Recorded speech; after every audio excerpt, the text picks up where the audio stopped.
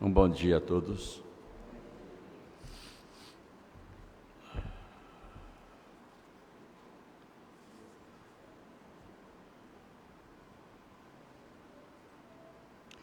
Continuamos a nossa meditação na carta de Paulo aos Tessalonicenses, a primeira carta,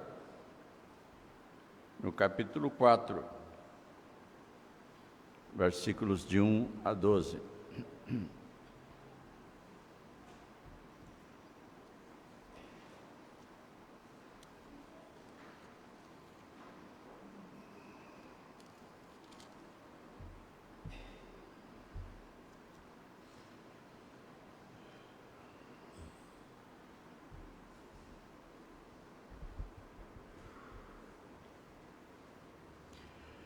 Finalmente, irmãos, nós vos rogamos e exortamos no Senhor Jesus, que como de nós recebestes, quanto à maneira por que deveis viver e agradar a Deus, e efetivamente estáis fazendo, continueis progredindo cada vez mais, porque estáis inteirados de quantas instruções vos demos da parte do Senhor Jesus. Pois esta é a vontade de Deus, a vossa santificação, que vos abstenhais da prostituição, que cada um de vós saiba possuir o próprio corpo em santificação e honra, não com desejo de lascívia, como os gentios, que não conhecem a Deus. E que nesta matéria ninguém ofenda nem defraude a seu irmão, porque o Senhor contra todas estas coisas, como antes vos avisamos e testificamos claramente, é o vingador, porquanto Deus não nos chamou para a impureza, e sim para a santificação. Dessarte, quem rejeita estas coisas não rejeita o homem, e sim a Deus, que também vos dá o seu Espírito Santo. No tocante ao amor fraternal, não há necessidade de que eu vos escreva, porquanto vós mesmos estáis por Deus instruídos, que deveis amar-vos uns aos outros. E, na verdade, estáis praticando isso mesmo, para com todos os irmãos em toda a Macedônia. Contudo, vos exortamos, irmãos, a progredirdes cada vez mais e a diligenciardes, por viver tranquilamente, cuidar do que é vosso e trabalhar com as próprias mãos, como vos ordenamos, de modo que vos porteis com dignidade para com os de fora e de nada venhais a precisar. No domingo passado nós falamos a respeito do tema Vivendo e Agradando a Deus, que é a expressão-chave dessa passagem. Falamos que quando nós nos convertemos, o interesse do nosso coração, dado pelo próprio Espírito Santo, é agradar a Deus. Amar a Deus através de uma vida de obediência, de submissão e dependência de Deus. Faz parte da nova natureza, da natureza renovada, dada pelo Espírito Santo, que agora reconhece a Deus como Pai, e a Jesus Cristo como Senhor e Salvador. E Paulo está elogiando os tessalonicenses pela vida de fé e de espiritualidade que eles estão demonstrando, e está instando com eles para desenvolverem essas coisas que eles já estão fazendo. E nesses versículos que nós lemos, ele está falando de algumas coisas que são necessárias para agradar a Deus. Ou seja, é uma vida de santidade, uma vida em amor, uma vida em harmonia e uma vida com dignidade. Então, santidade, amor, harmonia e dignidade são as 4 virtudes que Paulo está enaltecendo nesta passagem e que deve constituir a vida do verdadeiro crente. No domingo passado nós começamos a falar sobre a santidade e o que ela envolve. E então nós dissemos que a santidade ela envolve uma questão espiritual.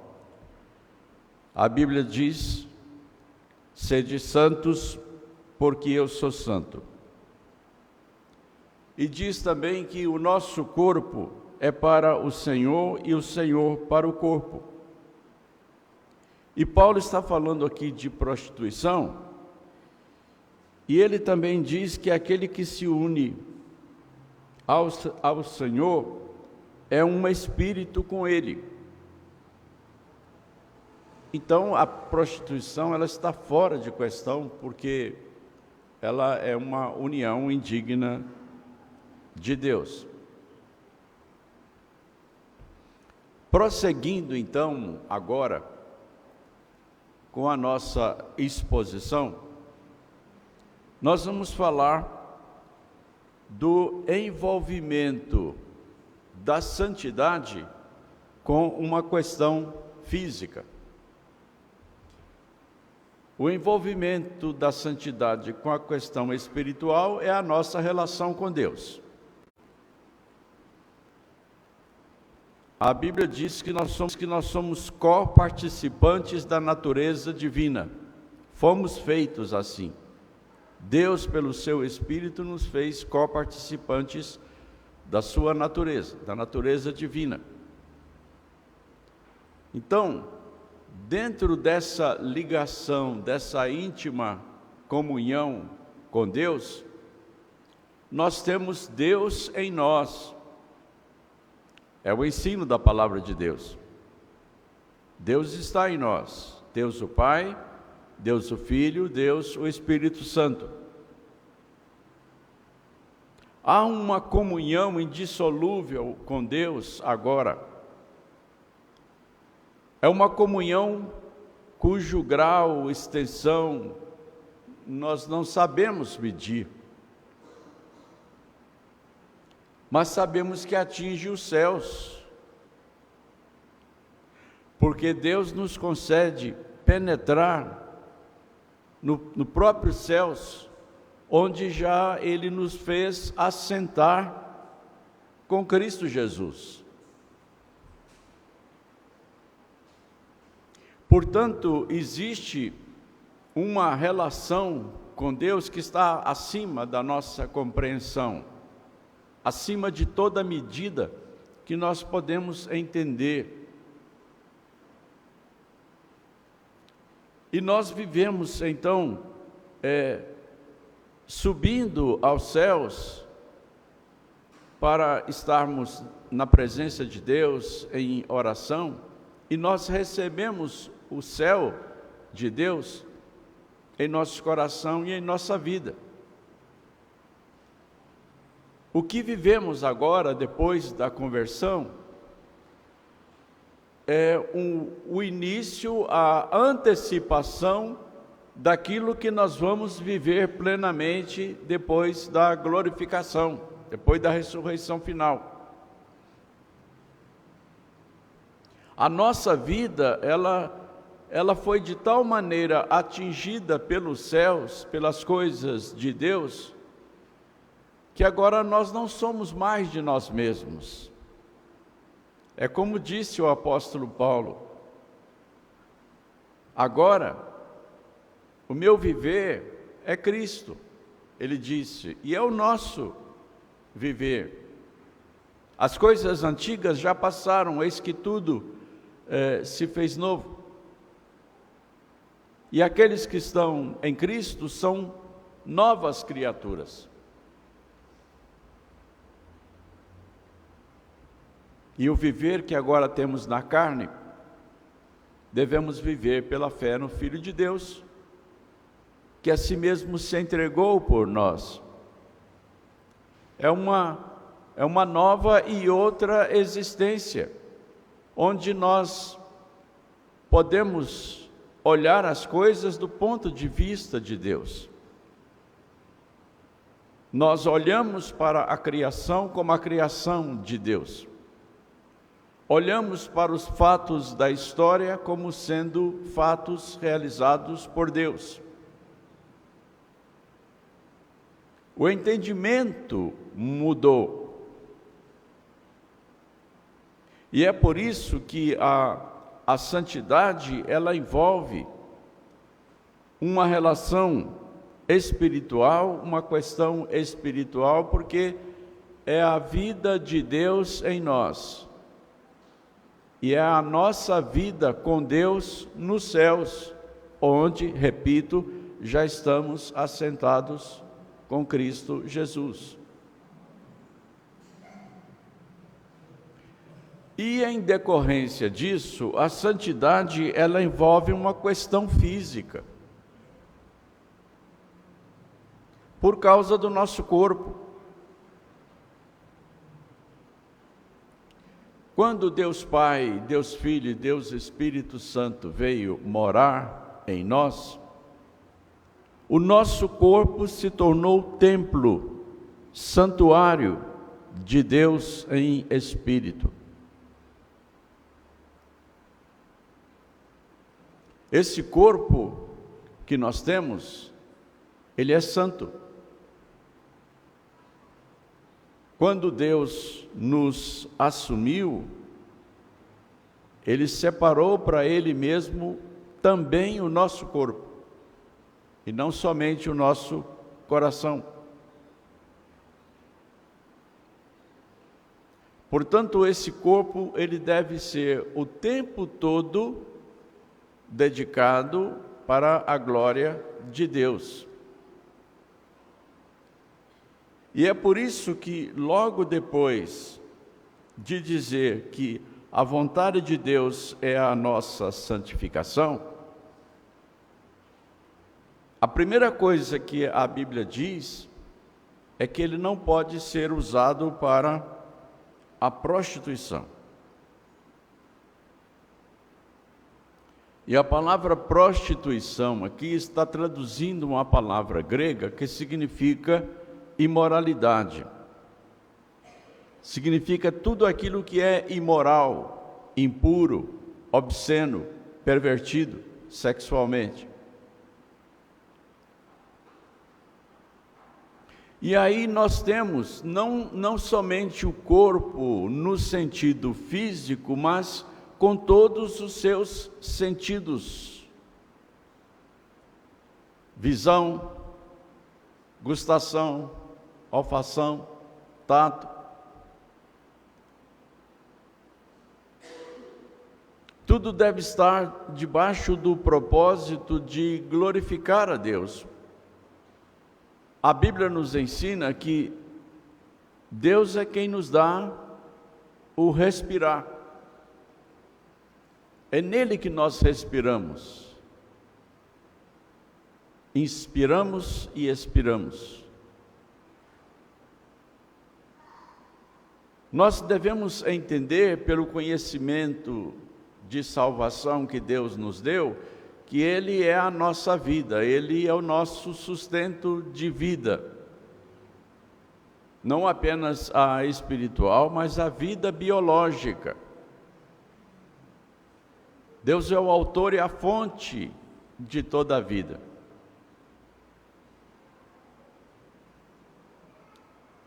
Não há vida sem Deus, não há respiração sem Deus, não há nada sem Deus.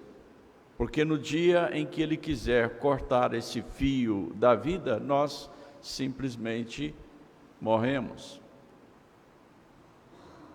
Isso deve estar na nossa consciência o tempo todo, a fim de que nós evitemos tudo aquilo que possa entristecer o Espírito Santo de Deus que habita em nós.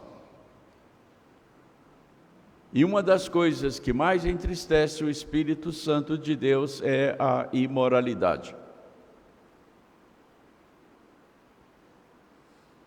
Então, se nós permitimos que o nosso cérebro seja usado para pensamentos, imaginações, sentimentos e desejos impuros, nós estamos deixando de consagrar a Deus o nosso corpo e entregando o nosso corpo àquelas milícias celestiais demoníacas referidas no Antigo Testamento.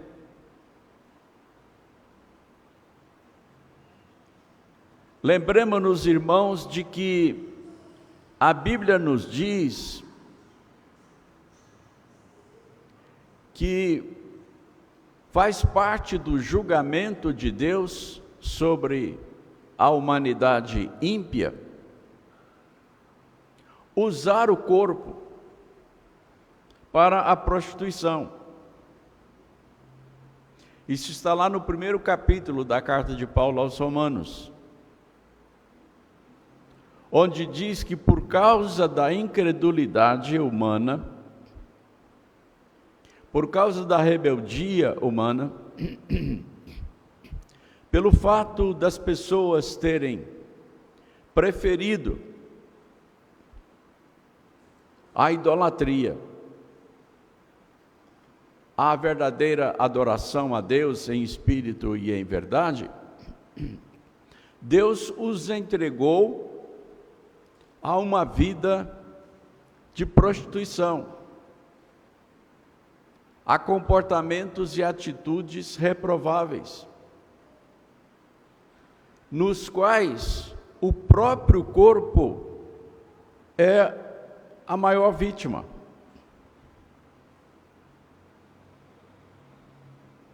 Diz lá que por causa da incredulidade, por causa da idolatria, Deus os entregou a comportamentos reprováveis, para com avidez desonrarem os seus corpos entre si. Praticar a imoralidade, a impureza, a prostituição é desonrar o próprio corpo. O corpo foi feito para ser honrado. Por isso ele é uma criação tão extraordinária, tão maravilhosa. Até hoje, há coisas no nosso corpo que estão sendo descobertas pela ciência.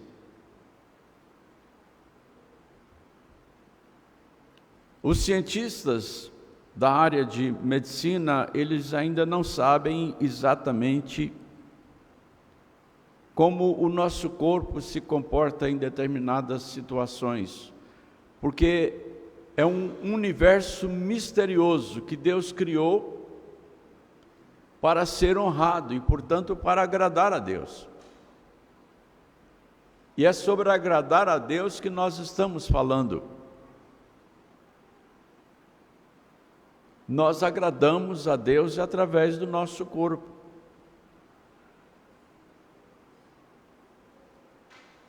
E a palavra de Deus pede que esse corpo seja usado com santidade. A santidade envolve, então, essa questão física.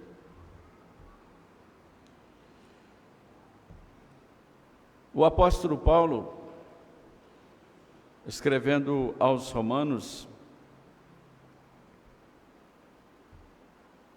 ele fala a respeito do corpo de uma forma bem detalhada.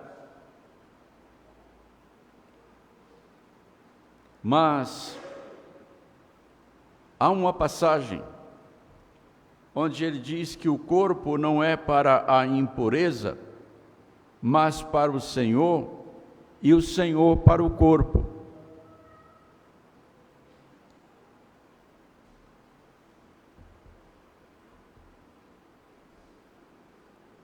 Essa passagem, ela é misteriosa.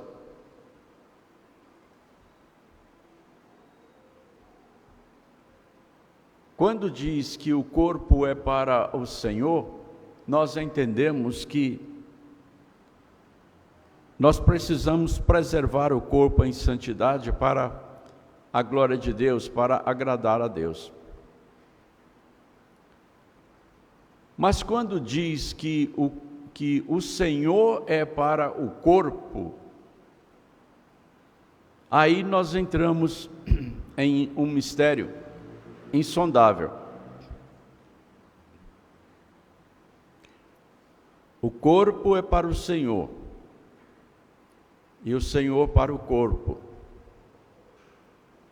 A primeira parte é mais ou menos fácil de entender. Se fala de consagração, mas quando diz o Senhor é para o corpo, como é que nós podemos entender isso?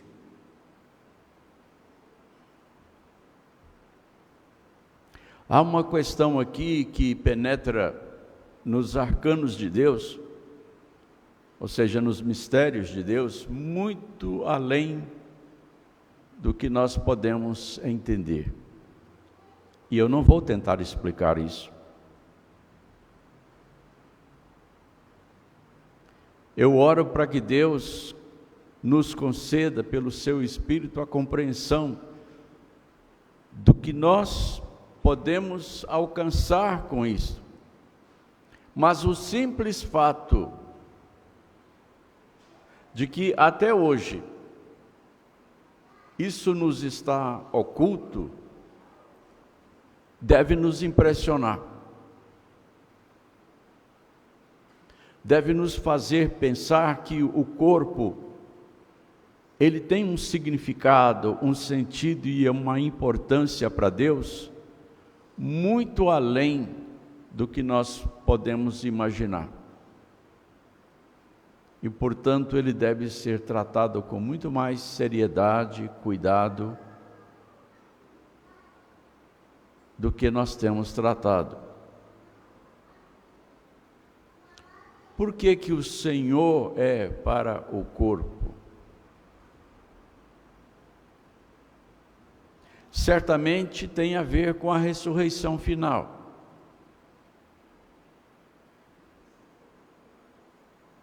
Porque nós não sabemos exatamente quais serão as funções do nosso corpo após a ressurreição final. A Bíblia diz que Jesus Cristo irá ressuscitar o nosso corpo para ser igual ao corpo da sua glória. Está escrito lá em Filipenses capítulo 3, versículo 21. Igual. Como é que esse corpo irá viver no novo céu e na nova terra? Nós não sabemos. Mas Jesus é para o corpo. É o quê? E qual o resultado disso? A Bíblia diz que Deus pode fazer infinitamente mais do que tudo quanto pedimos ou pensamos, segundo o seu poder que opera eficazmente, eficientemente em nós. Imaginemos isso no novo céu e na nova terra.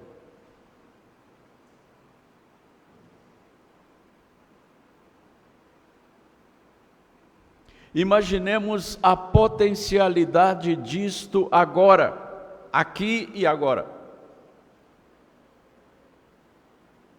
Imaginemos a potencialidade do poder de Deus atuando em nós e através de nós, atuando no nosso corpo e através do nosso corpo.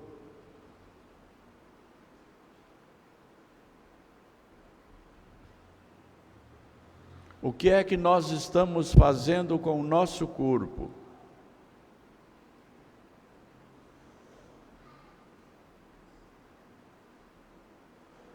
Nós já dissemos aqui certa vez que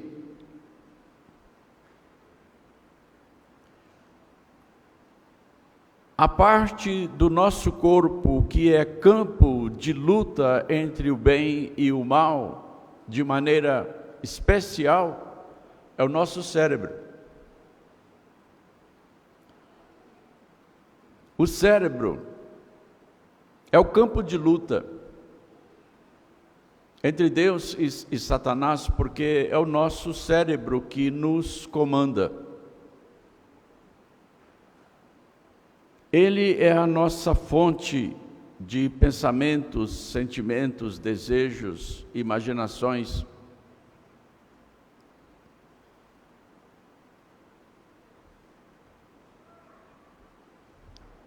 E tudo que nos move provém do nosso cérebro.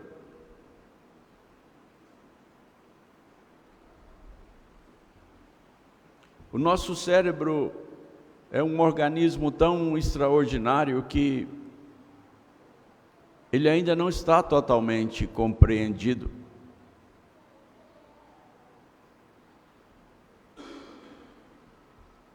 O cérebro, ele possui tantas sinapses,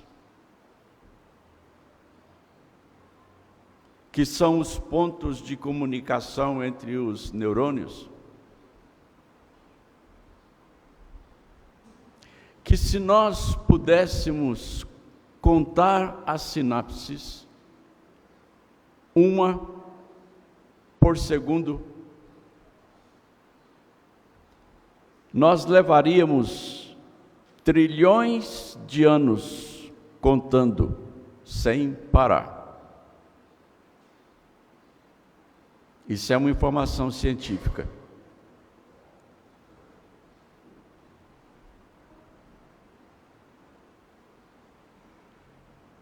Agora, imagine esse universo maravilhoso, dedicado, entregue, por exemplo, a pensamentos, imaginações, sentimentos e desejos impuros, pervertidos.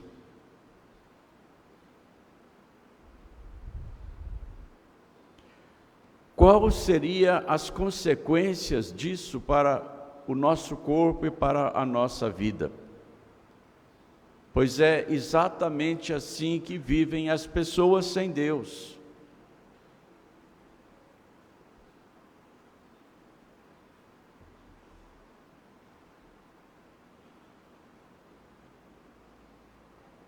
Quando eu leio as palavras de Davi, que dizem: não porei coisa impura perante os meus olhos,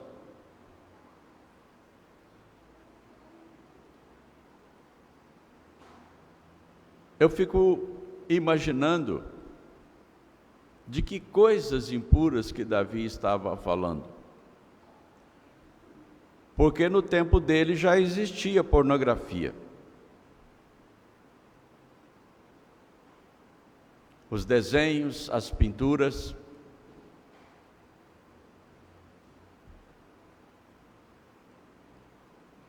E houve uma época em que a pornografia foi levada para dentro do templo de Deus em Jerusalém. Deus mostrou ao seu profeta, através de uma visão, os sacerdotes lá num quarto secreto, diante dessas pinturas.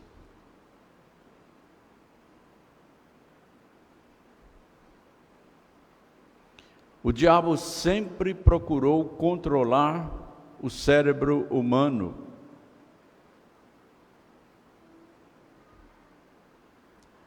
Porque quando Deus diz: dá-me, filho meu, o teu coração e os teus olhos se agradem dos meus caminhos, Deus não está falando do músculo que nós temos no peito.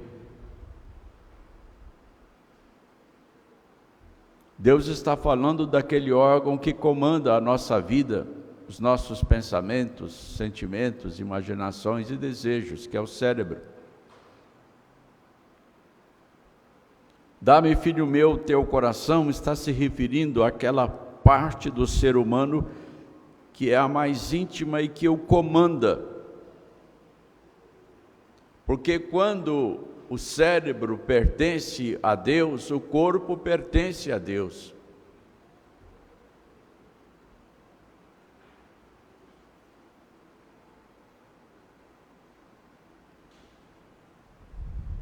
Santidade envolve o aspecto físico, envolve o corpo, envolve principalmente o órgão que comanda o corpo, que é o cérebro. Na sua primeira carta aos Coríntios, o apóstolo Paulo, ele nos diz o seguinte a respeito do corpo: Deus ressuscitou o Senhor e também nos ressuscitará a nós pelo seu poder. Não sabeis que os vossos corpos são membros de Cristo? Não sabeis que os vossos corpos são membros de Cristo? O corpo é para o Senhor. Fugi da impureza.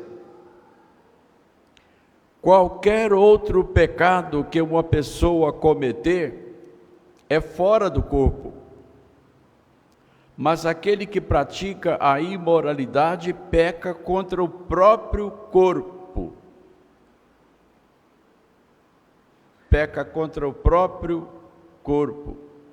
Acaso não sabeis que o vosso corpo é santuário do Espírito Santo que está em vós, o qual tendes da parte de Deus, e que não sois de vós mesmos,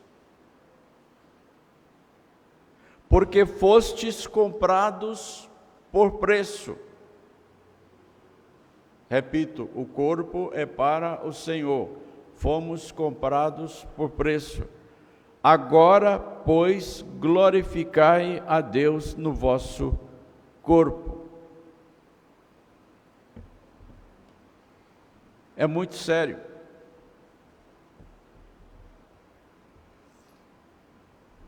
Nós não podemos praticar nenhum tipo de violência contra o corpo.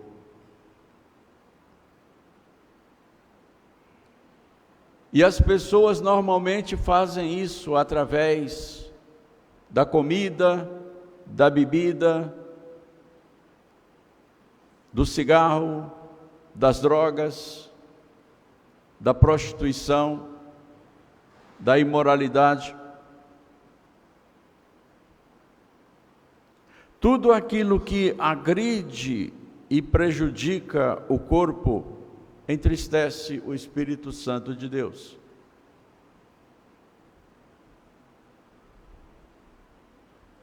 Tudo aquilo que ameaça a saúde e o bem-estar do corpo não é de Deus.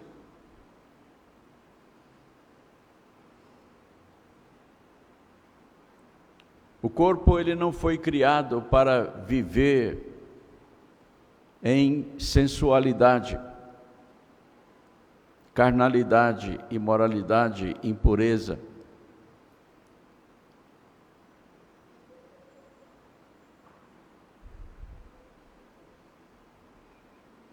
A neurociência fez uma experiência com o cérebro. Porque agora o cérebro, ele pode ser monitorado através de aparelhos. E esses aparelhos, eles mostram as reações cerebrais a diversos estímulos.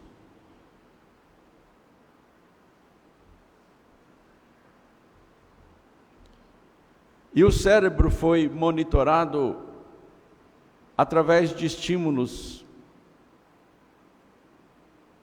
de atividades sexuais.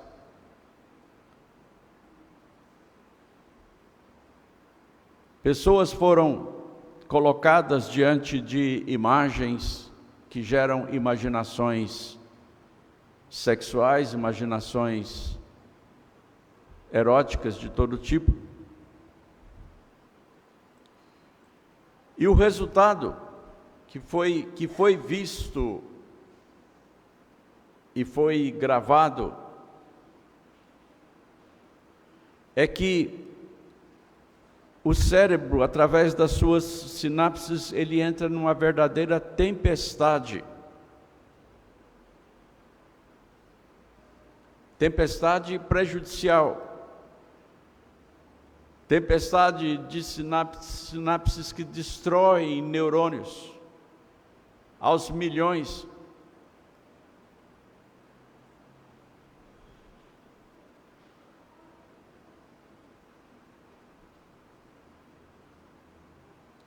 Então, toda vez que o nosso cérebro é submetido a coisas que não edificam, nós sofremos perdas. O cérebro sofre lesões.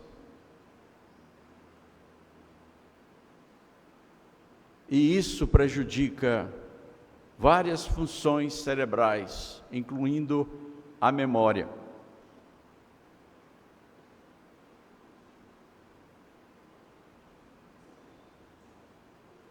Alguns segundos de exposição do cérebro àquilo para o qual ele não foi criado traz prejuízos irrecuperáveis, danos e perdas irrecuperáveis.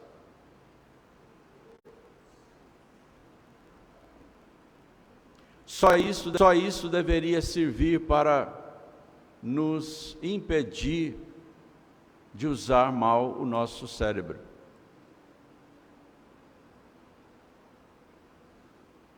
Então, todas as vezes em que o cérebro é exposto diante de imagens pornográficas, eróticas, seja para ver, seja para ler, seja para imaginar,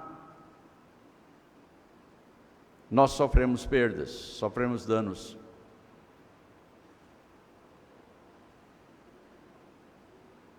Quando nós imaginamos alguma coisa, nós estamos colocando diante da tela do nosso cérebro as imagens da nossa imaginação. Se forem boas imagens, puras, alegres, o cérebro se beneficia com isso, cria novas sinapses.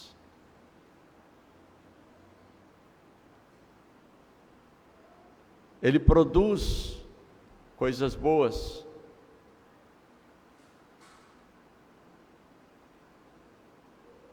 Pensamentos e imaginações alegres e puros são saudáveis para o cérebro, fortalecem o cérebro. Tudo isso que eu estou dizendo aqui, irmãos, são experiências científicas, mas isso já está na Bíblia há milhares de anos. Está no livro dos Salmos, está no livro de Provérbios, está no livro de Eclesiastes, está nos profetas. É claro que não com palavras científicas.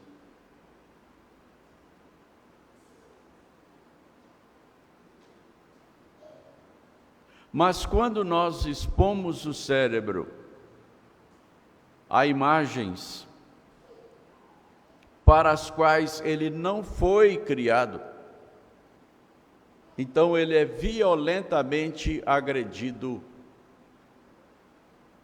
e sofre lesões.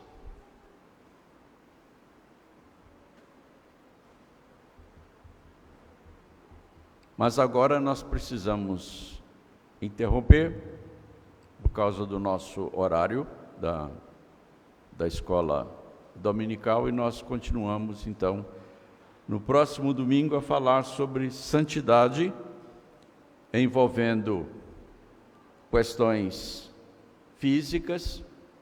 Depois nós vamos falar sobre santidade envolvendo questões morais e éticas, sobre santidade envolvendo questão psicológica, sobre santidade envolvendo questão social, para depois falarmos sobre agradar a Deus vivendo em amor, em harmonia e em dignidade.